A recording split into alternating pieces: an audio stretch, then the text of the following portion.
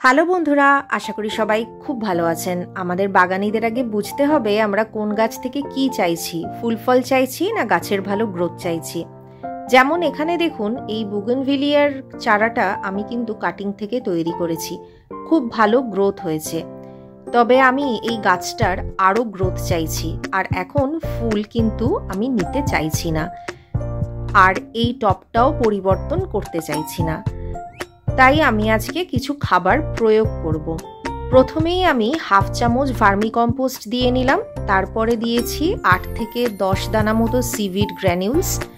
সিভিড granules খুব slow release fertiliser, আর গাছের রুটের গ্রোথের কিন্তু খুব সাহায্য করে। তারপরে আমি দিয়ে নিয়েছি ডিমের খোসা গুঁড়ো করা। ডিমের খোসার গুঁড়োতে আছে বা ডিমের খোসাতে আছে ভরপুর মাত্রায় ক্যালসিয়াম, যেটা কিন্তু ছোট গাছের বৃদ্ধিতে খুব সাহায্য করে। ফুল তো পরেও নেওয়া যাবে, ফুল নেওয়ার দিন পড়ে আছে। গাছটা যদি খুব ভালোভাবে তৈরি করতে পারি ছোপালো, তাহলে কিন্তু ফুল অবশ্যই নেব। টাটা বন্ধুরা।